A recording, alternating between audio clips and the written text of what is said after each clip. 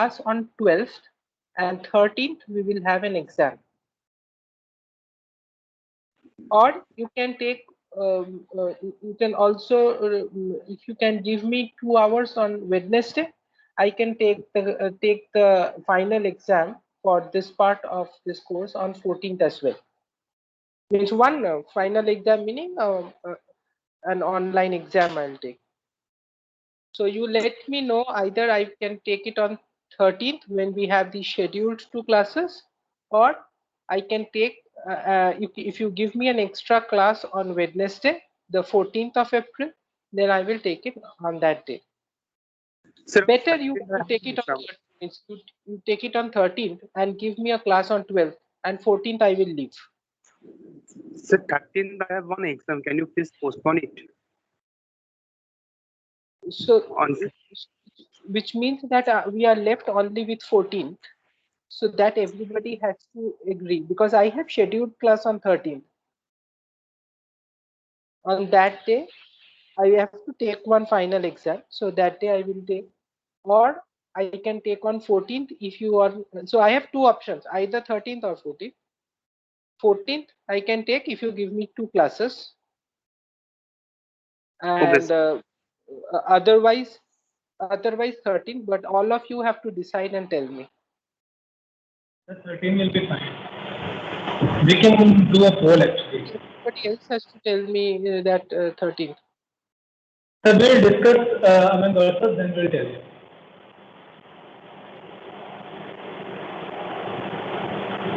So let's start today's class.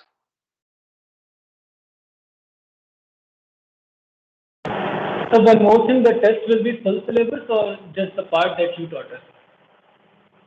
Just the part that I am teaching. Okay, sir.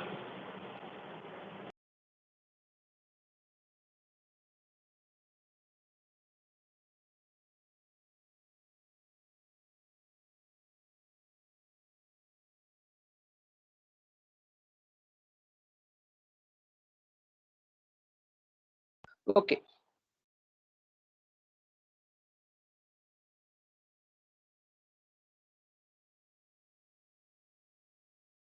So can you see the screen? Yes, sir. Yes. So we were looking into the connectability and accessibility of the butterfly network. And did we did this part, right? This connectability,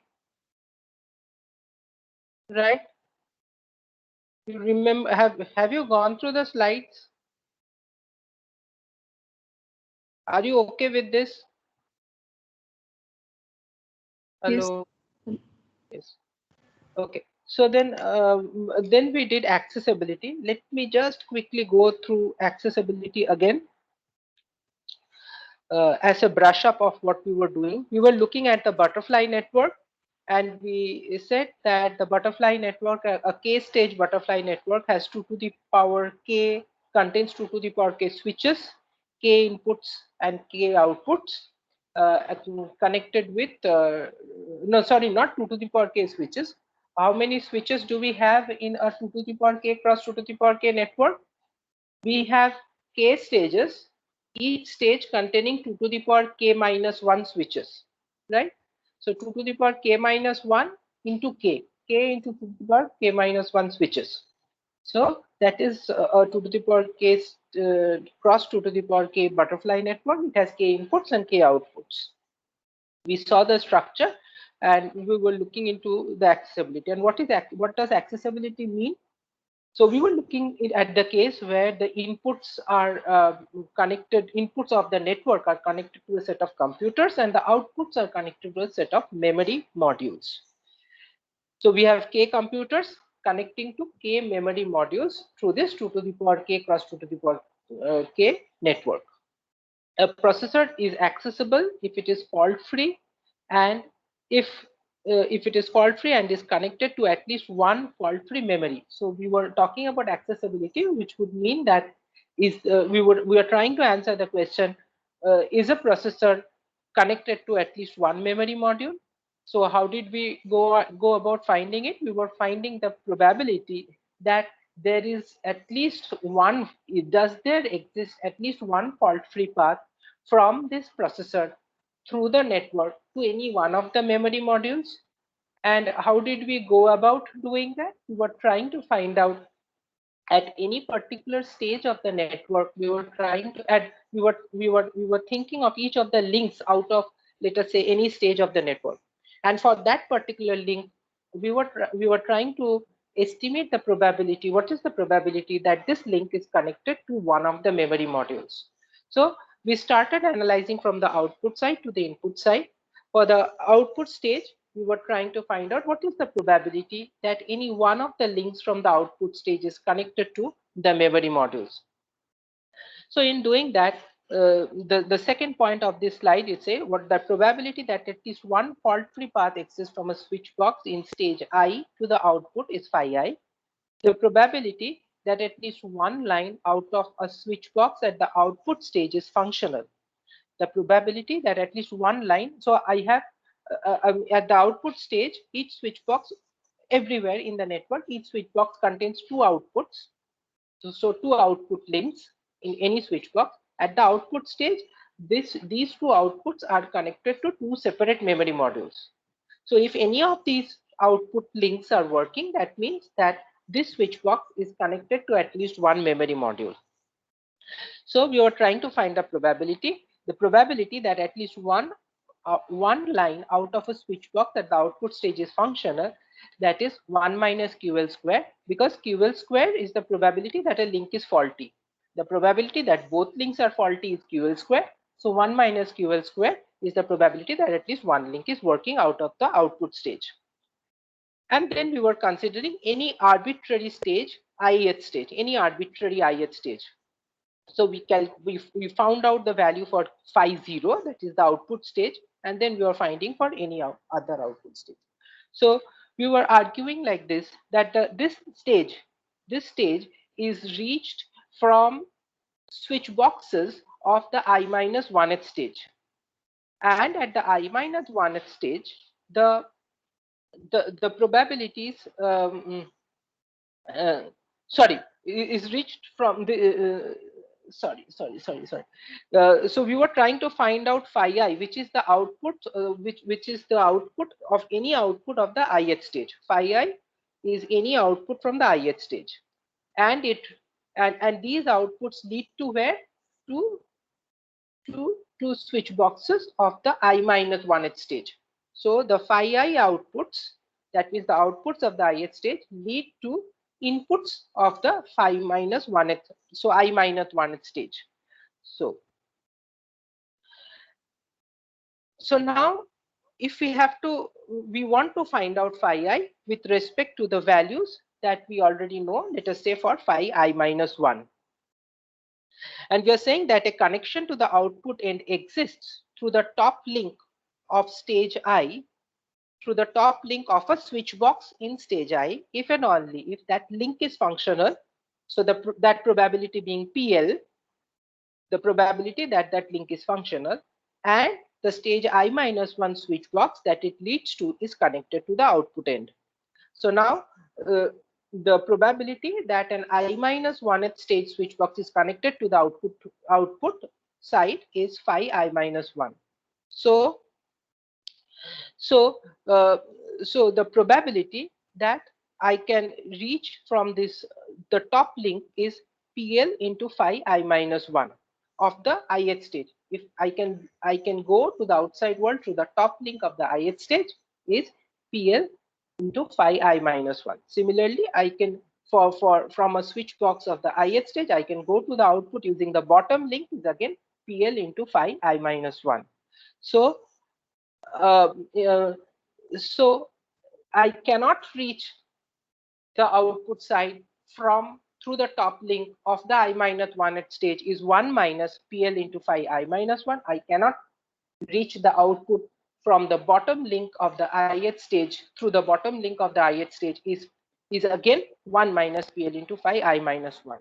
So that both, I cannot reach the output using both the top link and the bottom link at the ith stage is 1 minus PL into phi I minus 1 whole square. So, and then therefore, the probability that I can reach through at least one of the paths, the top link or the bottom link of the ith stage is 1 minus of this whole thing. So therefore, this phi I has this one. Probability that a processor can connect to the output is this. So that means the kth stage is the input stage. If the input link is working, that means if there is a processor, that processor connects using a link to the input stage switch. So the link from the processor to the input stage switch, that probability of that link working is PL again. And then the input stage is the kth stage, or you can tell, I think, the k minus 1th stage. So if the input side is k minus 1 stage, then that will be phi k minus 1. So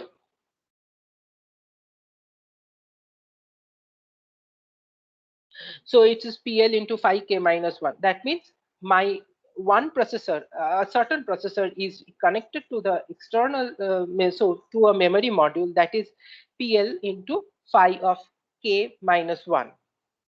And since we have 2 to the power k processors, we have 2 to the power k processors. Sorry, we have 2 to the power k processors. At the beginning, I told k processors. Sorry, we have 2 to the power k processors. So accessibility is 2 to the power k into 12 into phi of k minus 1. Now, before I proceed, if you have any quick question, otherwise I will proceed because we did this last day as well. So if you do not have any questions on this, I will proceed. Just let me know if I can proceed or you have any question here. Hello. Yes. Fine, sir. Fine. Okay. So then we go into analysis of the extra stage. In particular, we will be, and therefore the first assignment here is that you have to determine, I will generate a Google form today and send you. The first assignment is this: determine the accessibility of a butterfly network when the failures of links and switch boxes are separately considered. So in this case, in our analysis here, what we did is that the failure of a switch box was incorporated into the failure of a switch by inflating, sorry, the failure of a switch box was incorporated by inflating the failure probability of a link, of the corresponding link or links, right? Now, we want to find out but in practice, switch boxes can separately fail and their failures are essentially independent. The link failure and the corresponding switch box failure is independent. So therefore, if I say that the probability that a switch box fails, if the probability that a switch box fails is QS, like the probability that a link fails is QL, then what will be the accessibility of the network for that? Okay, can anybody tell me here just one question as a sanity check? Why is this 2 to the power k? What is this 2 to the power k telling me in this accessibility? Can you just let me know what is this accessibility? Some fresh voice, please. What is the requirement of this 2 to the power k in this expression? Yes, I want some answer.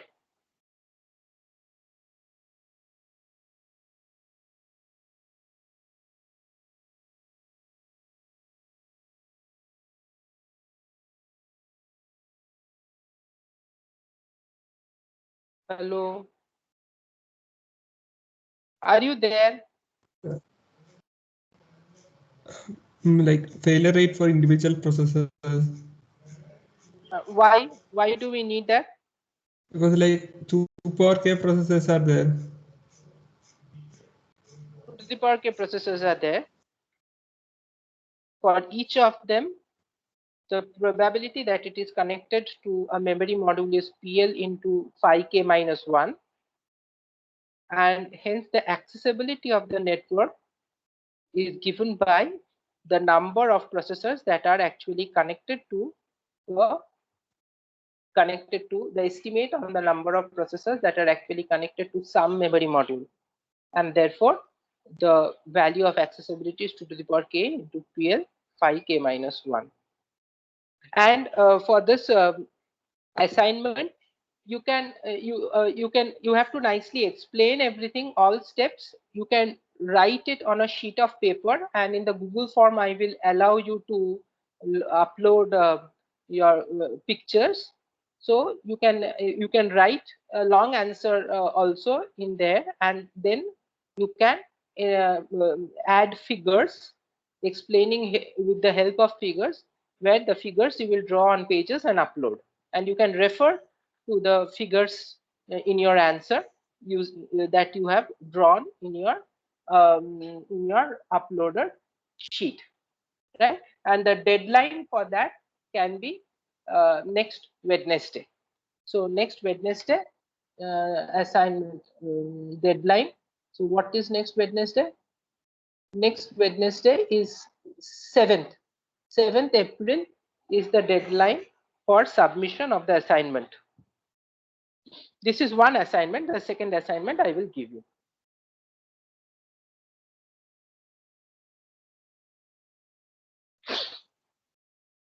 So now we will try to find out how to determine the connectability of an extra stage network. Now remember the extra stage network. So what is the structure of the extra stage network?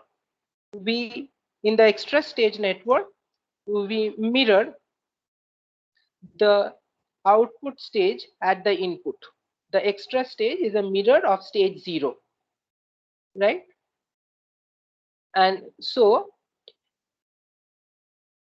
and the same way the links are connected, that means all zeros will be connected, all ones will be connected. This is how we built as we build the simple network, we will build this as well. Okay.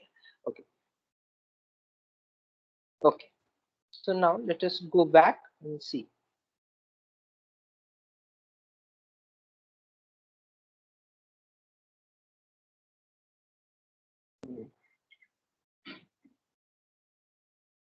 So what is connectability? The expected number of processors that are connected to so what is connectability? Expected number of connected processor memory pairs. So in the extra stage network, we are trying to find out the expected number of connected processor memory pairs. Now the important thing here is that each processor memory pair in the extra stage network is connected by 2 disjoint paths, right? This is important, by 2 disjoint paths. Now, what is the probability that at least one of these paths is fault free? That means that processor memory pair, for a particular processor memory pair to be connected, we have to know that for a given processor memory pair, any one of these paths have to be fault free among these 2 paths. So the probability that path 1 is fault free, probability that the second path is fault free, minus the probability that both paths are fault free. And why does this happen? Because we are saying that these 2 paths are disjoint. Okay. For example, let us see the 2 disjoint paths. For example, let us see an example of 2 disjoint paths in the extra stage network. Achha, are you in slide number 6 with me? Yes, sir. Sir. Yes. So suppose I want to connect from processor 0 to memory 0.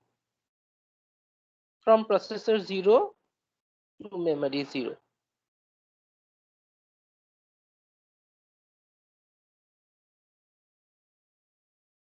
So what are the two paths? One is this direct path, this one. Have you seen the red line, or this one? This one is one. These two are not disjoint. The other disjoint. So either you take this multiplexed this bypass lines plus this direct path, or you can come like this.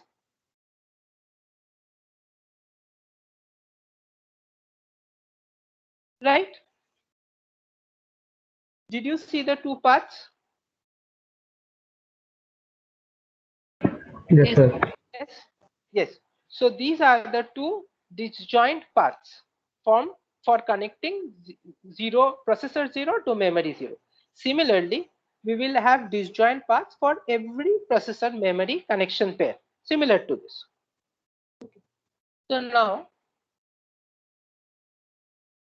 let us see how to calculate.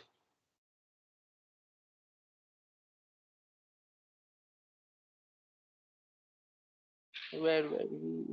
Yes. So now this probability can assume the probability can assume one of the two forms. Let us see the first one. Oh my God. Let us see the first one. So what is the probability we are trying to find out? The probability that a particular processor is connected to a particular memory. And let us consider the case for the connection between processor 0 and memory 0. Okay.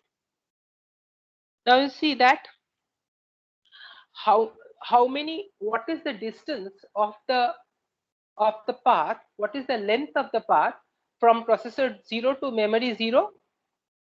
I will have to traverse through k plus 1 links, right? Ignoring switch box failures, I will have to traverse through k plus 1, k plus 2 links. Is it k plus 2 links, right? I will have to traverse through k plus 2 links. Let us see, go back and see processor 0 to memory 0 connection.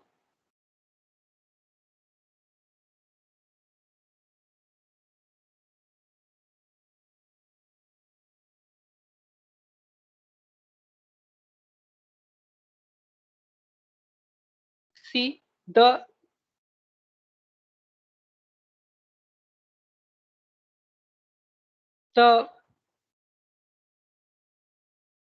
failure, the probability of failure of a link, if that is QL, then for connecting from processor 0 to memory 0, if you take the direct path,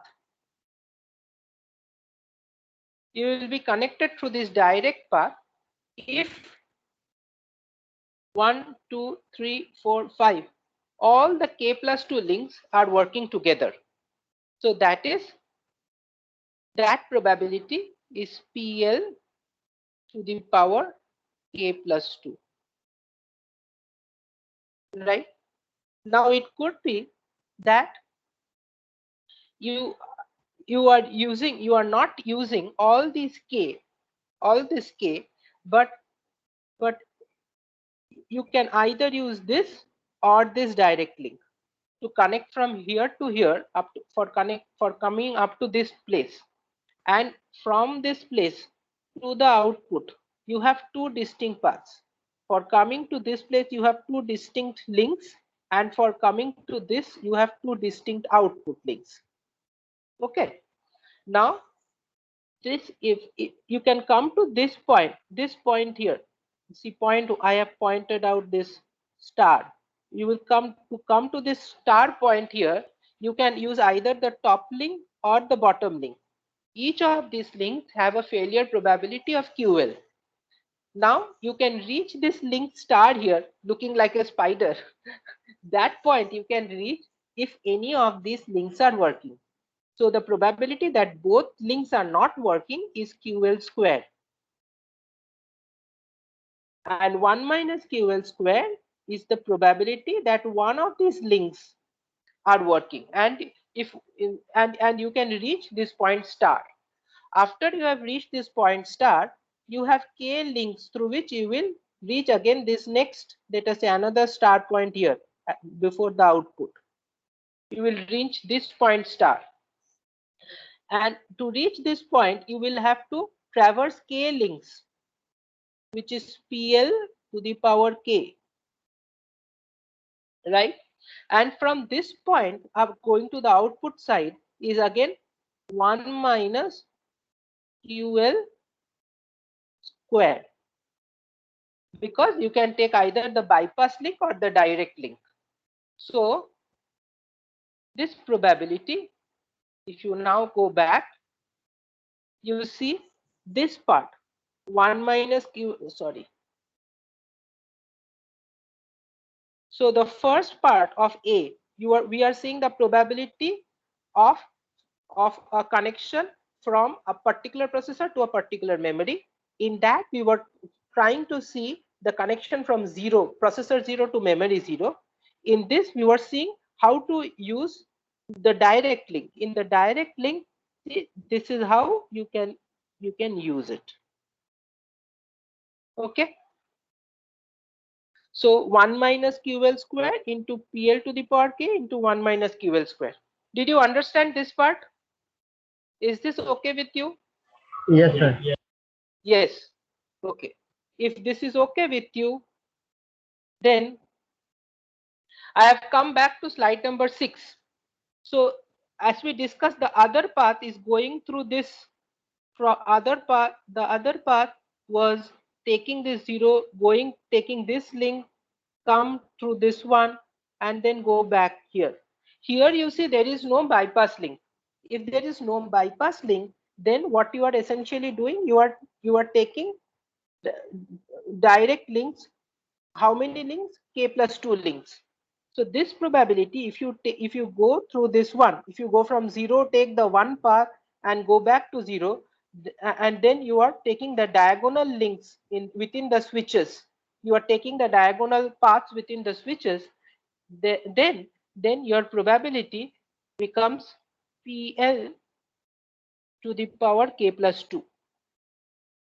And you can reach processor 0 to memory 0 if any one of these paths are working. So either 1 minus QL square into PL to the power k into 1 minus QL square, or PL to the power k plus 2. If any one of these two are working, you can reach memory 0 from processor 0. I have come back to slide number 15 again.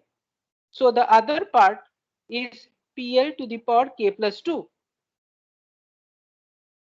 The other part is PL to the power k plus 2. So the probability A is given by 1 minus QL square into PL to the power k into 1 minus QL square plus PL to the power k plus 2 minus this first part multiplied by second part. So PL to the power k plus 2 into PL into 1 minus QL square into PL to the power k into 1 minus QL square, which gives the third component of A. Any confusion in how do we determine this probability A?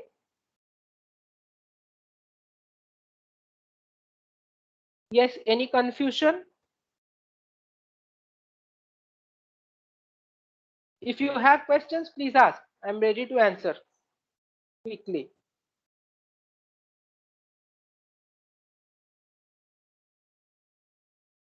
Hello. Hello, sir. Can you repeat that? Which one are you not understanding? Can you just tell me? I can repeat, but if you could tell me I more had some specific. network issues, sir. What did you say then? Something with A. So at that point, I got cut off. Okay. So did you understand how do we get 1 minus QL square into PL to the power k into 1 minus QL square? Yes, sir. Yes. Did you understand how did we get PL to the power k plus 2? No. K plus 2, I'm not sure. The second Yes. part So, of that. so we were saying, I'm going back to slide number 6. See, we were saying that there are two ways of reaching memory 0 from processor 0. Either you take the straight path or you take the diagonal links within the switches, both at the input stage, extra stage and stage 0. Both for the extra stage and stage 0, you take the diagonal link. If you take the diagonal link, so then what you are doing from processor 0, you are making the extra stage as you are taking the diagonal link within the extra stage, and you are reaching 1. You are reaching output link 1, and then taking the whole path of 1 and reaching stage 0. There again you are taking the diagonal link to reach 0 from 1. Okay, did you understand? Yes, sir. Yes. So if you understood this, then in this case you do not have any bypass links involved. There are no bypass links before, because you are always taking the diagonal link in the for the extra stage. Also you took the diagonal link, and the input stage, stage 0, sorry, the output stage, stage 0 also you took the diagonal link. So when you are taking the diagonal link, you don't have this alternative bypass paths for these switches. When you're taking the direct link, you have the bypass paths to consider as well. Are you there with me? Sorry, sir. Yes. So then when you are taking the other path, you have just no bypass link, and then you have to traverse k+2 links where none of the links have bypass paths.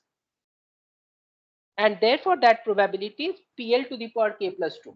What is this probability? That all the k+2 links are functional together. That is PL to the power k+2. Is that Okay, okay? sir. Yes, sir. Yes, sir. So if this is so, then I can reach memory 0 from processor 0 if any one of these paths, any one of these available paths are working. And I can multiply them because the two ways of reaching processor 0 to memory 0 are disjoint. So the probability that both paths to remove this probability from when both paths are coming, when both paths are working fine, that probability together, that probability has to be deducted among these two independent paths. Okay, so that is given by PL to the power 2k plus 2 into 1 minus QL square whole square. Yes. Yes, sir. Okay, so now let us see the B.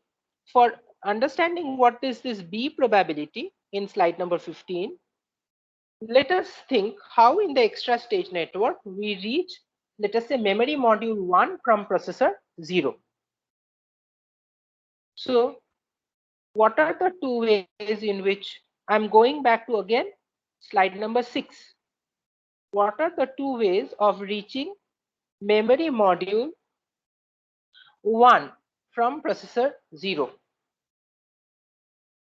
So either you have to take the straight link up to the input of stage 0 and then take the diagonal path, or at the extra stage you take the diagonal path and then you reach the input of 1 and then use the straight path in stage number 0. So either you use the diagonal link in the extra stage and use the straight link in stage 0, or you use the straight link at the extra stage and use the diagonal link in stage 0. What are we considering? How to reach memory module 1 from processor 0, right? Right. So in both these cases, if you see, you have k+1 links which do not have any bypass link and one link which has a bypass link. Are you with me? So if you are going straight, when you are going straight, then at the extra stage, when you are taking the straight link, you have two ways of reaching the output of the top output link of the extra stage. So either you take the bypass link or through the switch. Now that will give you 1 minus QL square. However, at the output stage, when you are taking the direct link at the extra stage, at the output stage, you will use the diagonal link, which does not involve any bypass, and therefore you have k plus 1 links which do not have a bypass path and one link which has a bypass path. Similarly, if you use the other path also, you have k plus 1 links which do not have a bypass path and one link which has a bypass path.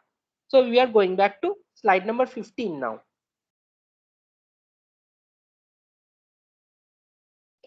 Just a minute. Okay. Now,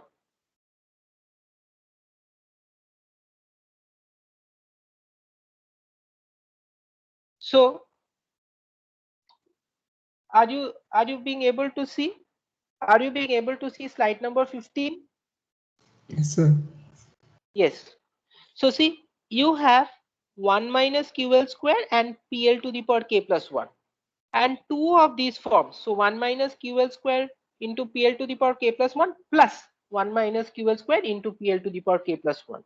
And any one of these two disjoint paths are required to be working to have a connection between a particular processor and a particular memory module.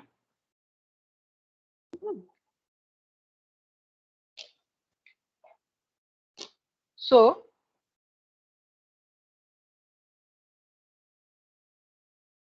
now, do you have any confusion as to how we get B? The same way as we get A. So you have two types of paths in this whole extra stage network. So either you have this A type of a path from between a processor and a memory module, or you have a B type path between a processor and a memory module. Means either A type paths or B type paths, right? Any question? Sir, I have a question in diagram. Yes. Diagram. So I'm going back to slide number 6. 6, yes, sir.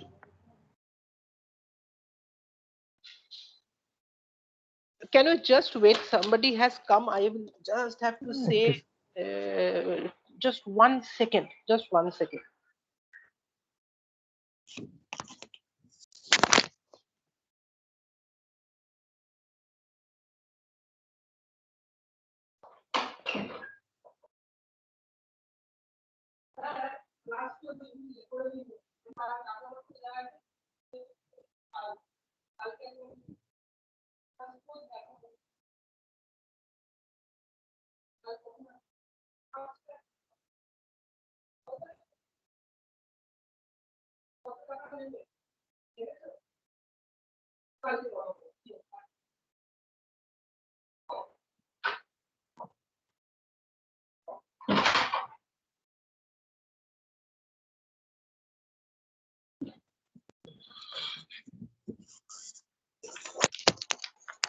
Hello? Hello? Hello, are you there? Yes, sir. Yes, sir. Yes, sir, yes. What is the question? Sir, I have a confusion in how we selecting the paths, how we basically control these paths, like bypass, switch, and straight path. That's not the question here. You Uh-huh. will use some algorithm for Okay. teaching. We have not considered the routing algorithm. But whatever be the routing algorithm, you will choose one of these paths, right? From input to output. And you have these available options for paths that we just discussed. So Okay. we are trying to find out connectability. That means what is the probability that a particular processor is connected to a particular memory module? And that connectability expression we are trying to find out, while assuming that there will be some algorithm which will able to correctly use one of these paths to go from the input to the output. Yes? Any other question? We are not looking at, we will look at one routing algorithm, but we are not looking at this algorithm here. But obviously there will be an algorithm. In fact, what happens when you cannot, essentially what will happen? For each input output pair, there will be a program which will tell how do you reach a particular processor and a particular memory. Why do you need that? Because you want to maximize the number of parallel communications that can happen without any collision of data, collision of messages. So therefore, there will be a particular algorithm which will set the routing algorithm between this and this, between any two processor and memory. And they will also fix which processors and which memory modules can communicate in parallel and which cannot. That is the job of the routing algorithm. We are not dealing with that. Is this a convincing answer, or you have anything else in mind? So actually, I'm thinking that these connections are fixed, like the bypass and the switch connection. So, so you told that that we are using an algorithm to switch these paths. Right. So, So by an algorithm, meaning that if the direct path is working, we will not use the bypass path. But if the direct path is not working, there will be some program which will reconfigure this hardware network and use the bypass path instead of the direct path. okay, sir. Anybody else has any other questions here?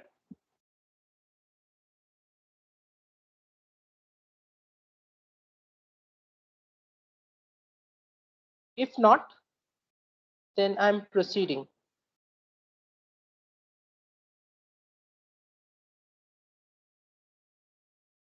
Okay. So then we move to a second type of a network called the crossbar network. Now, this network is distinct from in the way it is structured.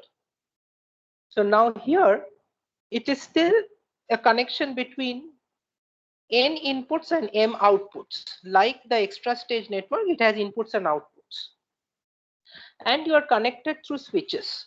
The network is composed of switches, just like our multi-stage connection network. It is same as that. However, the crossbar has n cross m switches if you have n inputs and m outputs. And how many switches, as we told? So suppose you want to connect n outputs to n inputs to n outputs. N inputs.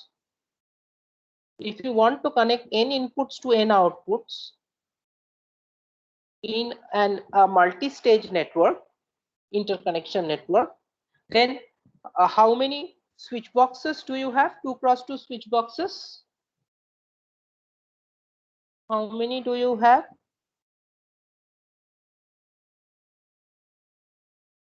Yes. Somebody, can you tell me? I just told at the beginning of this class. How many switch boxes do you require? How many stages will you have? What is n? Sir, If 2. it equals to 2 to the power k, how many stages do you have?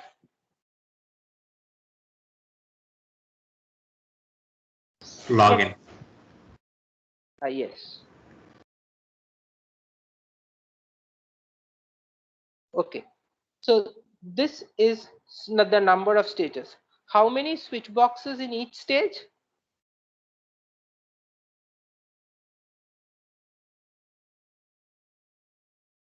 Why don't you speak up? It's wasting time. Hello. No, N, somebody N, don't log. So yeah, N by 2, sir. n by 2. Right. So then the number of switch boxes required is this. Now, if you want to use a crossbar network, which is connected in this way, which is shown, you will require n square switches. Right. For example, here, if you want to connect 3 inputs to 4 outputs, you are requiring here 3 cross 4, 12 switches. If you want to connect 4 inputs to 4 outputs, you will require 16 switches. Okay. Now, what is the advantage? The advantage is that okay, before telling the exact advantage, we restrict the routing, means the how the switches operate. Each switch can do the following. It can, each switch here, each switch in this network, it can either do three separate things. It can forward a message in the left link to the right link. It can forward a message from the downlink to the uplink, and it can forward a message from the left link to the uplink. Nothing else can these do. So there are 3 things that it can do. And there is one other advantage. It can do 2 transmissions at the same time. So it can forward a link from the left to the uplink at the same time as or it sorry, let us say it can do 2 things at the same time, like it can forward a message from the downlink to the top link at the same time as it is forwarding from the left link to the right link. This can happen simultaneously. So what is the advantage here? That each distinct, suppose you are again communicating from processors to memories. So if you're communicating between processors and memories, then each distinct processor memory pair, both processor and memory pair has to be distinct, by the way, can simultaneously talk to each other. So my point is this, that let us say this is processor number 0, processor number 1, and processor number 2, memory 0, 1, 2, and 3. So processor 1 can talk to memory 1 at the same time when processor 2 is talking to memory 0. But processor 1 cannot talk to memory 1 at the same time when processor 2 is talking to memory 1. So if the processor memory pairs are distinct, then you can have simultaneous communications between such distinct processor memory pairs. This is the advantage. In the multi-stage network, you could not have that. So now therefore, when processors are communicating to processors, this become very helpful. Why? Because the bandwidth of the network has increased. When processors are communicating to memories, memories are typically much slower than processors. So our multi-stage network is fine. With the help of an algorithm, if there is a path which is busy, it can wait in some buffer and then proceed. All those things can happen. Those analysis we have not done. We do not have time for that also. But here, when computers are talking to each other, then crossbar switches often help because you can have the bandwidth is increased. Okay. So switches connect every input-output pair of nodes.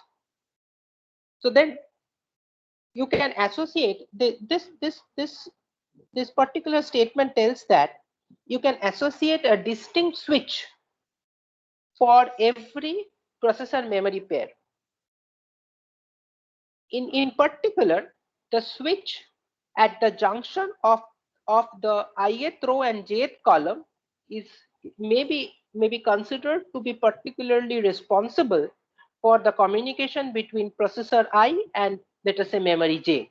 if you are communicating between processors and memories using this network, then the switch at the ith row and the jth column, that junction, that switch can be considered to be particularly responsible for the communication between the ith processor and the jth memory module.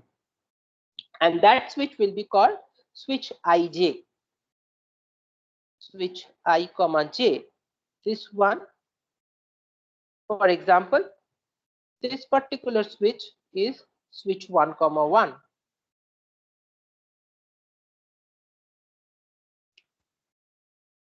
Or if we number from 1 to 3, then it will be a bit different. Fine. However, the crossbar is non-fault tolerant. It's not fault tolerant under the assumption that we restrict the routing of a switch. The switch has only these three functions: left to right, bottom to top, and left to top.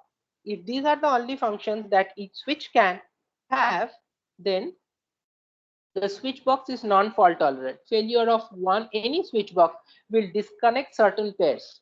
In particular, suppose a switch box, this switch box 1 comma 2 fails. Switch box 1 comma 2 fails. That means what will happen?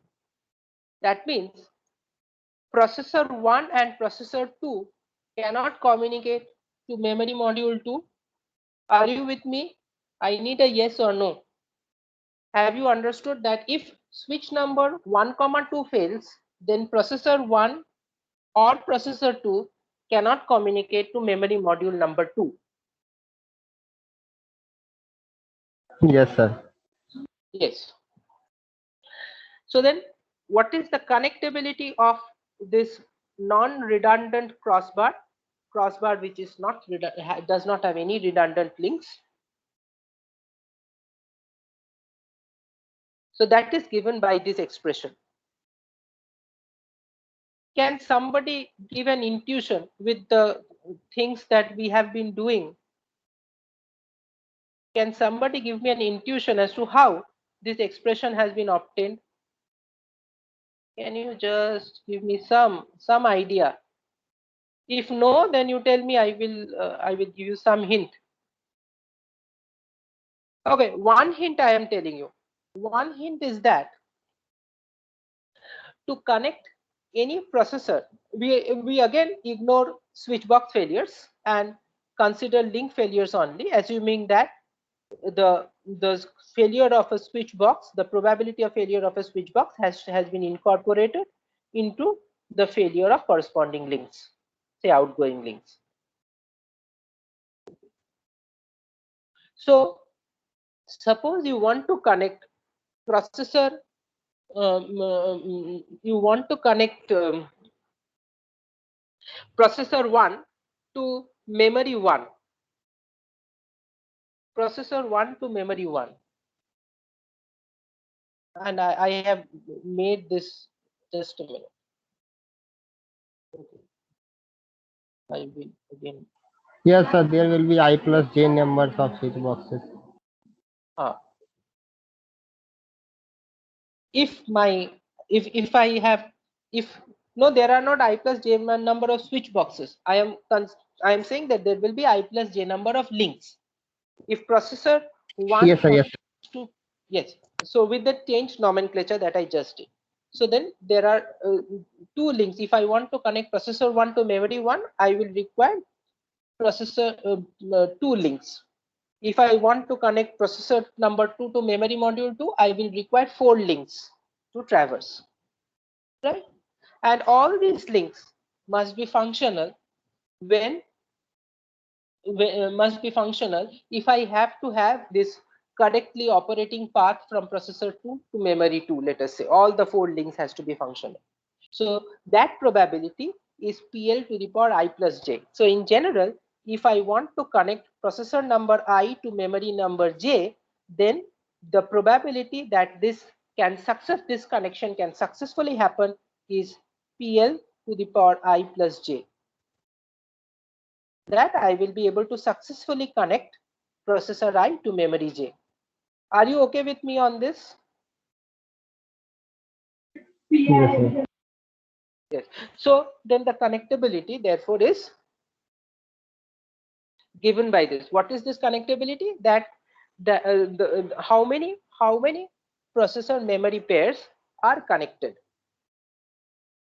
Estimate on the number of processor memory pairs that are connected.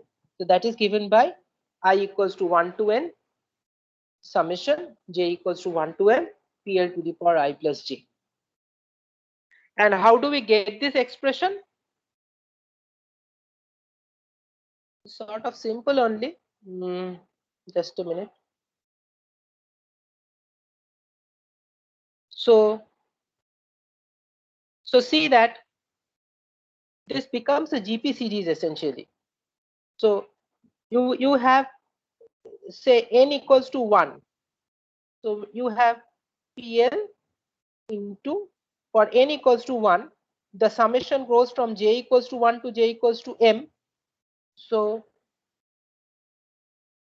PL plus PL square plus dot dot dot up to how many? PL m plus 1. Sorry, PL to the power m. Right?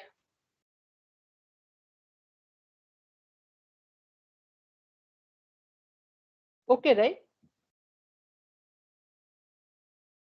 Plus PL square for n equals to 2. Again, you will get PL plus PL square plus dot dot dot, like the same thing. Are you okay with me on this? And this plus will go to up to PL to the power n, PL to the power n into again PL plus PL square plus dot dot dot. Are you with me? Yes, please. Yes, sir. Yes. So you have PL plus PL square plus PL dot dot dot up to PL to the power n into whole multiplied by PL plus PL square dot dot dot up to PL to the power m. So PL is common in both. It can be taken and you get a separate term PL square outside, and you are left with two multiplication of two sum series, GP series, which is 1 plus PL square dot dot dot up to PL to the power n minus 1, and 1 plus PL plus dot dot dot up to PL to the power m minus 1. The summation of both these GP series is this one. Whatever is given, 1 minus PL to the power n divided by 1 minus PL, and 1 minus PL to the power m divided by 1 minus PL. Are you with me on this? Then we shift from simple crossbar. Yes, sir. Yes, sir. Understood. Okay.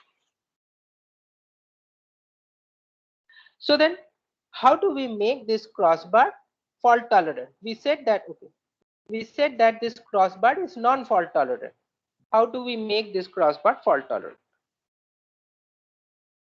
So one way is to have additional links. So at the input, you along with the direct links, you will have additional links. Okay. Similarly, at the output, you will have direct along with the direct links. So these arrows are like this.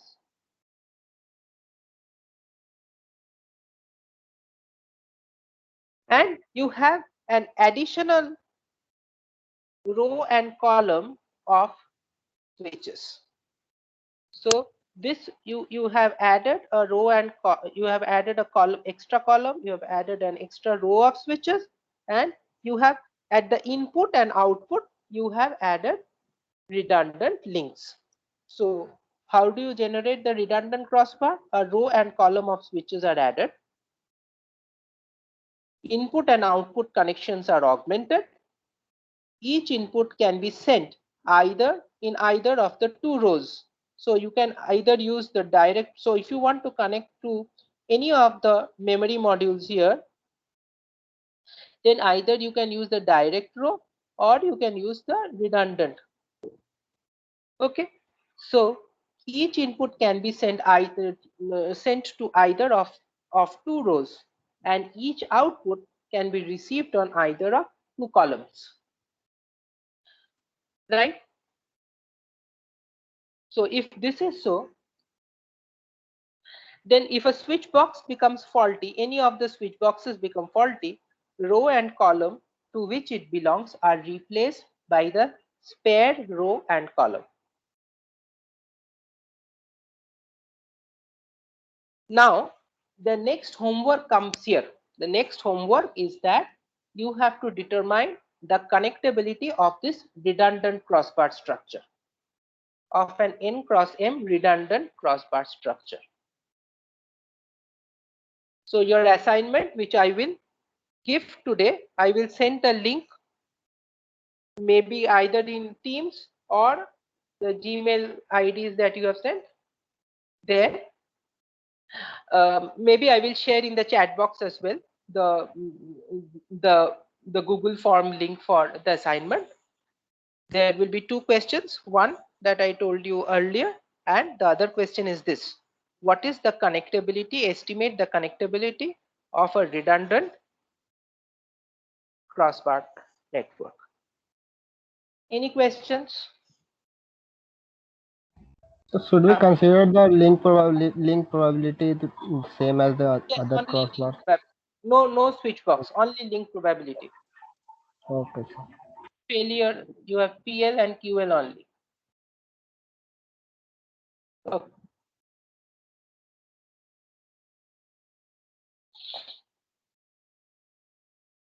Then we switch to the our next topic, which is hypercube networks. Now, there is a distinct difference between the network that we studied already and this hypercube network. The difference is that we do not have separate switches here. As I told you, and we do not have any input and output concept like this. The computers themselves act as both sources and destination of messages, and also the forwarding entities. So in the previous networks, the switches were only forwarding entities. The sources and destinations were computers or memories that we consider. Here we are considering a more generic network. The first kind of which is this hypercube network, where computers themselves act as both sources, destinations, and forwarding elements. Okay. So now let us understand how the hypercube network is structured. How can you draw a hypercube network? Okay. Now, an n-dimensional hypercube network has the name Hn. Point number one. It consists of 2 to the power n nodes, computational nodes. As I told you, they could be sources, destination, and forwarding entities. The zero-dimensional hypercube, which is named H0, is just a single isolated computing node. And an Hn hypercube is constructed out of two Hn-1 hypercube networks. So this is a recursive network. The structure is again recursive. In particular, how do you draw an Hn hypercube network given two Hn-1 hypercube networks? You have to draw edges between the two Hn-1 hypercube networks. These edges, which connect two Hn-1 hypercube networks, are called dimension n-1 edges. For example, in the example here, I have shown a one-dimensional hypercube network which consists of two zero-dimensional hypercubes, H0. So this one is one H0, this one is another H0. So these two are H0s, and these two H0s are connected through a dimension 0 edge. Okay. Okay. Now let us proceed. How do you draw a two-dimensional hypercube network? You will be given two one-dimensional. So this one is a one-dimensional hypercube network. We already saw. A two-dimensional hypercube network consists of two one-dimensional hypercube networks. Are you in slide number 19 with me? I need a yes. Yes, sir. Yes, sir. Yes. So it has two one-dimensional hypercube networks. These individual hypercube networks, these one-dimensional hypercube networks, they are individually connected through zero-dimensional edges, as we told. However, these two one-dimensional hypercube networks, they are connected between each other through one-dimensional edges. These two, the vertical links, are one-dimensional edges. Okay. Now, when we have, how do we generate an H3 from H2? Similarly, you have a two-dimensional hypercube network. This one is one H2. This one is another H2. These H2s are connected between internally through zero-dimensional and one-dimensional edges because they are H2s. And the H3 is formed by connecting these two H2 networks using two-dimensional dimension 2 edges. Right? This is another way of looking at the same H3. It's essentially the same thing.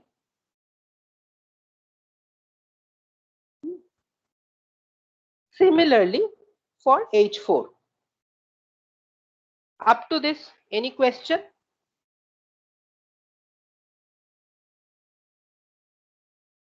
Now, how do we name the nodes? Okay, somebody was asking some question.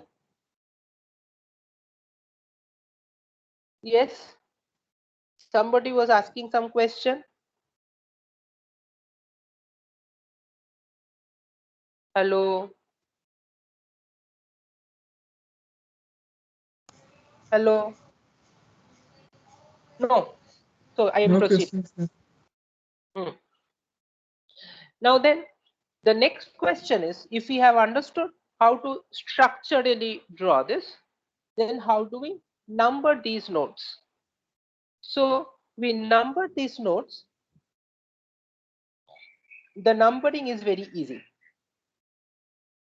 The number is that, so individually, let us say I have 180. So 80, I number the first one as 0. The second 80, I number the second one as 1. And we connect it. If we have two, see, when we have two one-dimensional, so the first one-dimensional hypercube, if you are in slide number 19 and I am particularly in H2, so the lower hypercube I have named 0 and 1. Because 0 and 1 I have used, I have named the second, the upper hypercube, the upper H1 hypercube with the numbers 2 and 3. And we, if you are going from left to right, so the corresponding edges, the nomenclature is this, that if I start with a certain dimension, the same dimensions, meaning that suppose I have named the lower hypercube as 0 and 1. The upper hypercube originally will also be numbered 0 and 1. Okay, but then because this upper hypercube comes after the lower hypercube, all the numbers of the upper hypercube will be added by 2. Why? Because why will it be added by 2? Because I have used 0 and 1. The maximum number that I have used for the lower hypercube is 1. I will use the same strategy for numbering the upper hypercube, only I will add 2 with it. Now, what is the importance of numbering like this? That is again important to understand. Why do we number like this?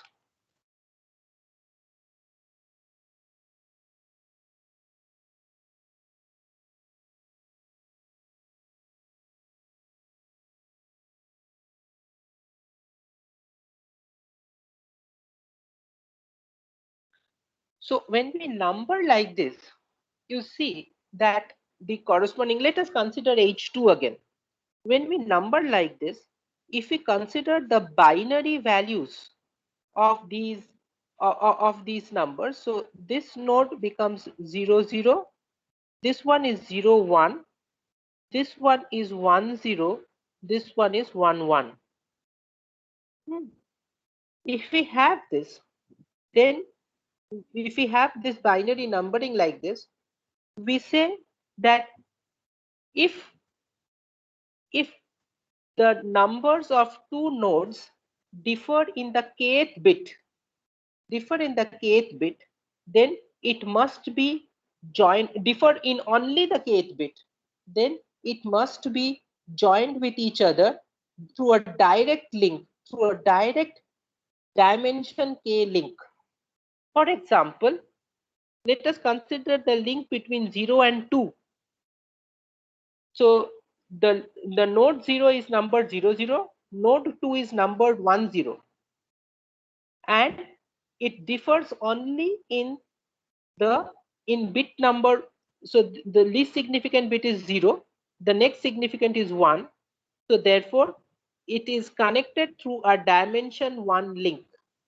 Because it differs in only bit number 1, because these two nodes differ only in bit number 1, therefore we can directly say that these two nodes must be joined with each other directly through a dimension 1 link. Right? Similarly, if we consider 0 and 1, then they are differing only in their bit 0. So therefore we know that 0 and 1 are connected directly through a dimension 2 link. If we consider 0 and 3, we see that they differ in 2-bit positions. So if they differ in 2-bit positions, that means we know that we do not have any direct connection between these two nodes. Point number 1. Second is that you can reach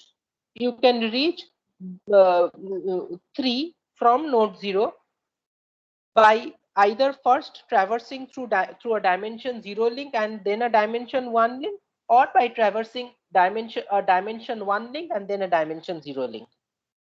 Are you with me on this as well? How you can travel? So two things you are telling.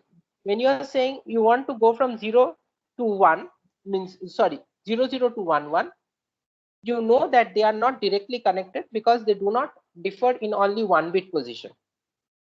The second is that they can be reached by traversing in a 2-step through a path which of length 2. They can be reached. One can be reached from the other through a path of length 2, and these two links that they will traverse, one of them will be a dimension 1 link, the other will be a dimension 2 link.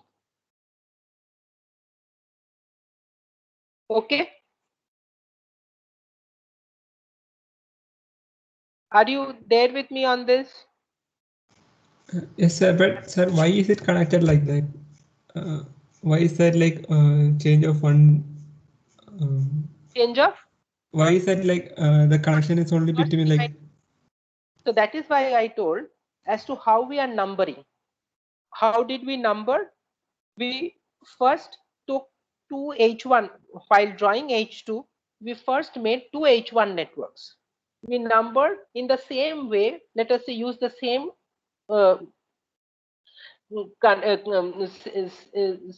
use the same numbering scheme, 0, 1, 0, 1. Then we connected the zeros together, the ones together. Okay. Then what we did? Then we added the second network, the second H1. We added 2 to all the numbers in that second one. So the 0 in the upper hypercube, the upper H1 hypercube of H2 became 2. The other one became 3. It was originally 0 and 1. You connected the two zeros and the two ones to generate the hypercube. Then for the upper part, the upper H1, you change the numbers. How? Just by adding 2 to each node of the upper hypercube. So you got 0, 1 and 2, 3. The connections remaining same. First you drew two H1s, 0, 1, same numbers. You connected the zeros together, ones together. Then you changed the upper hypercube numbers from 2 to 2, 3. When you did this, just by the laws of this binary numbers, you came to know what dimensionality links. See, 0, 1, 2, 3. Why 2, 3 is important? Why 2? Because 2 means 1, 0. So you know that if you have 0, 0, and then my new 0 becomes 1, 0, that means you know what? You have just added one more bit. Previously it was 0, 1. Now to generate another hypercube, you are just adding one bit more. So then the lower becomes 0, 0. Instead of just 0 and 1, the lower hypercube becomes 0, 0 and 0, 1. The upper hypercube becomes 1, 0 and 1, 1. Okay, let me just quickly tell you. I think you should understand this. There should not be any problem. So firstly, you have 1, 0 and you have a 1. Sorry, I will not put the numbers here. Let this be 0 and this is 1. And you have connected like this. You have another 0 and another 1. You have connected like this. Then you have added this one. Then you have added these links. Then what you did? This one is a particular hypercube. This one is another hypercube. So you added a zeros to this. You added ones to this. So this became 0, 0. See how bad I am. This one is 0, 1. 0, 1, 0, 1. Then this becomes 0, 0, 0, 1, 1, 0, 1, 1. Any more questions? I don't think you should have any questions anymore. No, sir.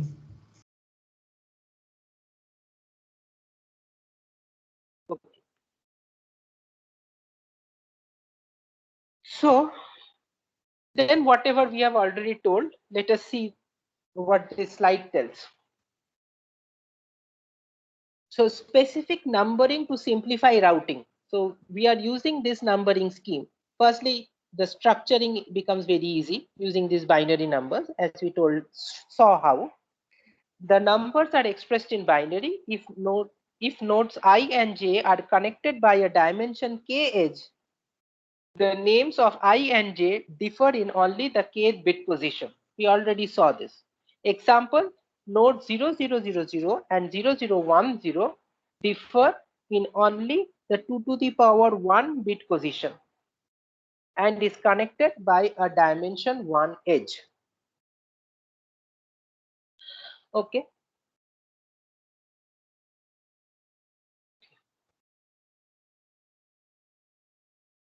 So now suppose we want to send a packet. A packet needs to travel from node 14 to node 2. So node 14 means 1110. How do you get this? 8 plus 4 plus 2, right? So 1110. That is 14. And 2 is 0010. So now how do you first generate? Make an XOR of 14 and 2, bitwise XOR. So in that bitwise XOR, you will have what will be that XOR? Suppose Z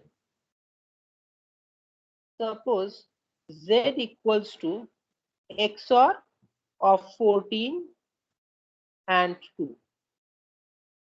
If you do that, so what is Z? Z equals to 1 1 0 1. Is that okay?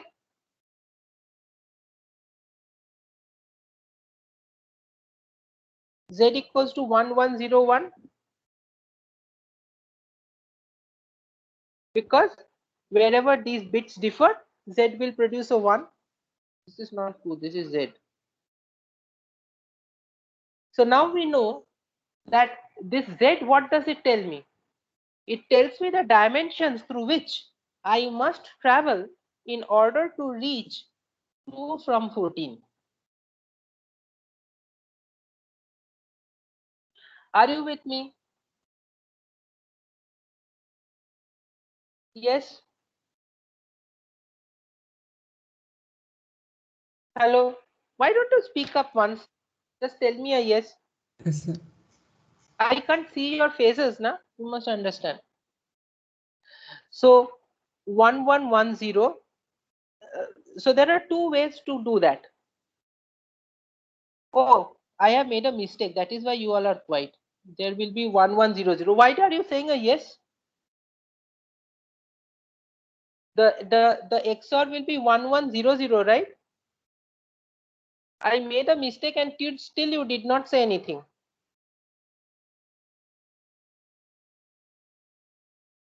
I made a mistake, right? Yes or no? Yes, sir. Okay. So how do you go from 14 to 2? Either you traverse to the dimension 2 link first and then the dimension 3 link, or you traverse to the dimension 3 link first and then the dimension 2 link. So you are going from 14 to 2. So then from 1110, you can take the dimension 3 link first. So when you take the dimension 3 link, so what will you go from 14 here, from this node, from 14th node. So if you take the dimension 3 node, where will you go? You will go to 10110, because you will, that means you will take this, the dimension 3 edge, you will take the dimension 3 edge, you will take and come to 0110. And then from there you will go from 0110, and then if you again take from 0110 and the destination, if you take the Z of that equals to 6 XOR of 2. So if you take that, that will be what? 0100. So now you know that you have to traverse through the dimension 2 link. So now if you take the dimension 2 link, you will again go from 6, take this link and come to 2. So this is 0010.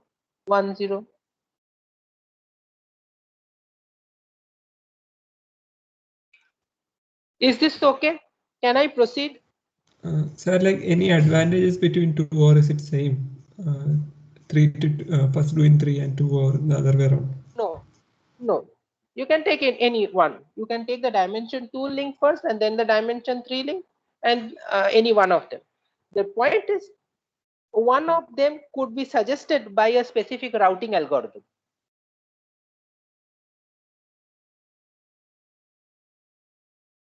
A routing algorithm could follow that we will always go from the highest dimension to the lowest dimension, and no alternatives are required if we think that all these hypercubes are always working. There are no faults in this.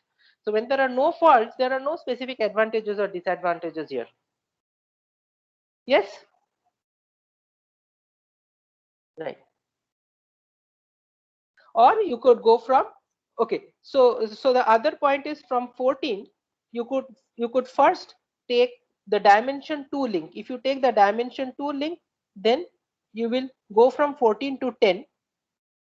You will first go from 14 to 10. You will go from 14 to 10, and then from 10 you will go to 2 by using the dimension 3 link. Okay, this one. So these are the two ways you can reach.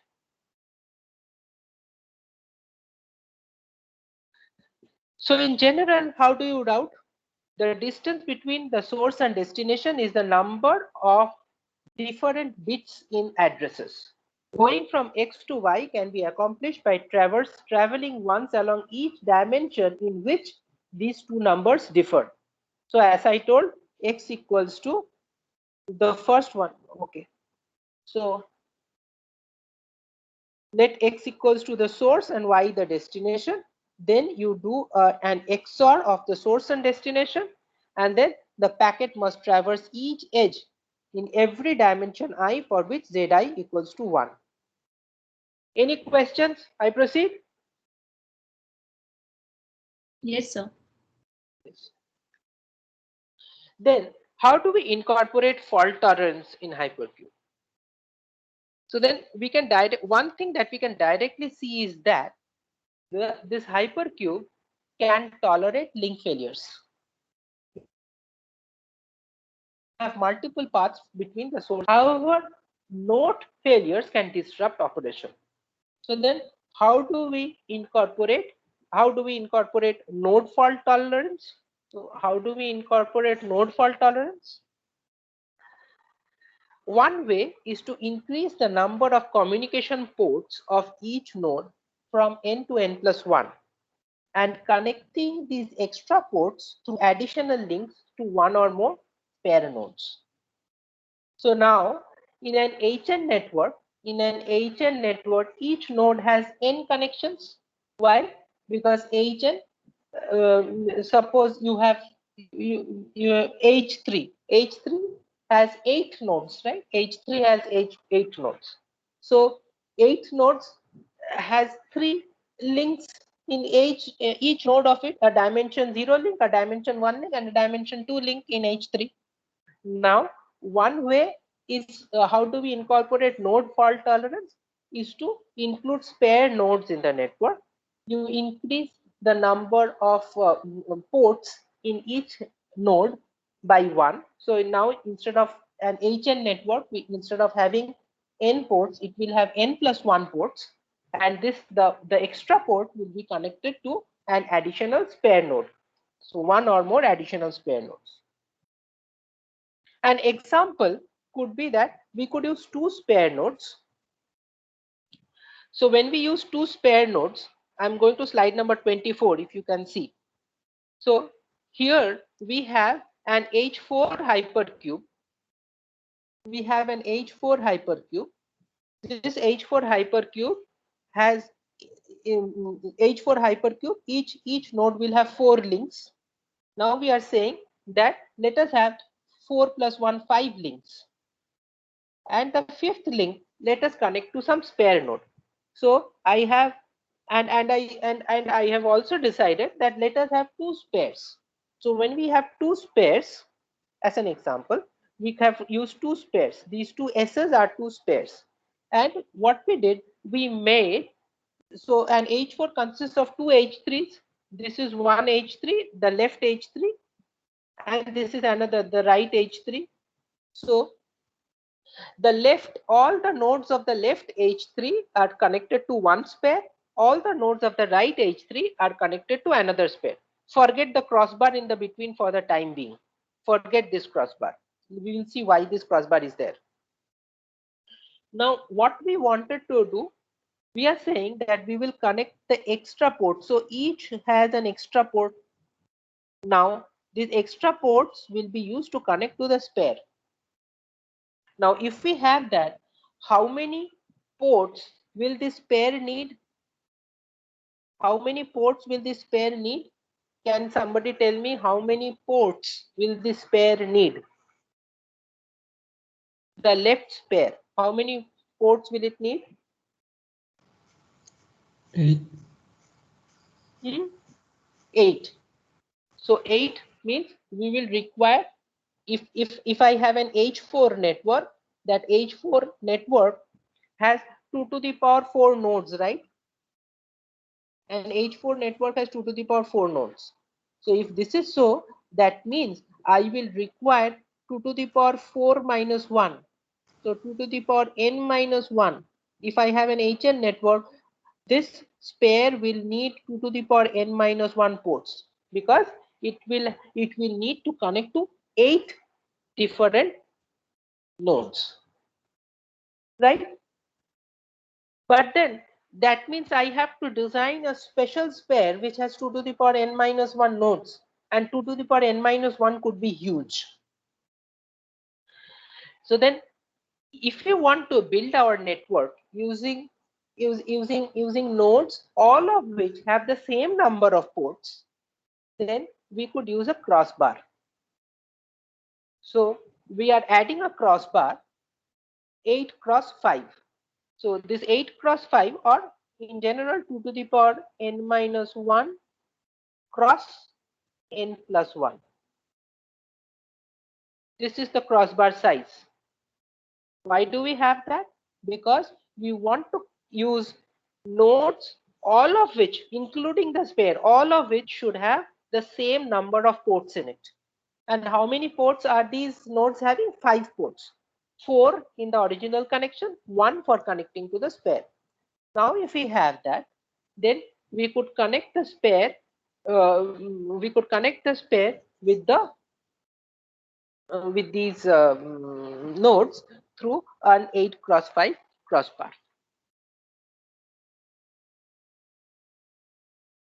Yes.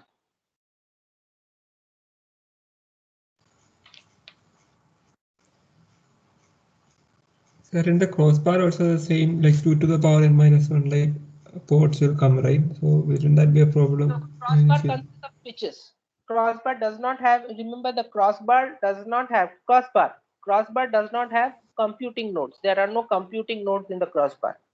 Crossbar is similar to the multi-stage network. Hypercubes are separate. Hypercubes are only composed of computing nodes. And these are small 2 cross 2 switches.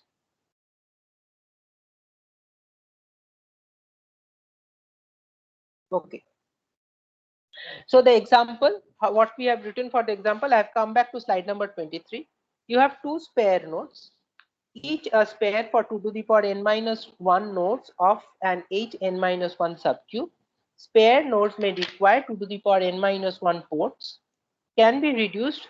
So 2 to the power n minus 1, how can it be reduced? By using several crossbar switches whose outputs are connected to the corresponding spare node. Number of ports of the spare node is reduced to n minus 1, same as all other ports when we use the crossbar. Okay. This is one way of having this one. The other way, and another alternative method of incorporating node fault tolerance, is by duplicating the processor in a few selected nodes, right? Now, for example, each additional processor will act as a spare not only for the processors to which they are duplicating, but also their neighboring nodes. So here, so this additional processor, it will be spare also for any processors in the neighboring nodes, and including the node. Suppose you have 0, 7, 8 and 15. So this I am marking with red. 0, 7, 8 and 15. These have been incorporated with spare nodes, right? And all their connections are duplicated as well, only for these 4. So now what is happening? You have a spare node. So now what do you have? You have a spare node for 7, and suppose 6 fails. The spare node of 7 can be used as a spare for 6 at a distance of 1. So every node now has a spare at a distance of no longer than 1. 2 has a spare at a distance of 1, which is 0. Hello, are you being able to listen to me? Hello. Yes, sir. Yes. Yes, Yes, sir. yes. 3, 7 also has a spare. Means all nodes, if you see here, have a spare at a distance of 1. Replacing any faulty processor by a spare results in additional communication delay, however. Okay, so these are the two ways in which fault tolerance can be incorporated. Now let us see how can we route through injured hypercubes. So injured hypercube means where the roots must be modified in case you have faulty nodes or links. How do we route through hypercubes? We will now look at some routing algorithms, a particular routing algorithm. We cannot do many. Oh.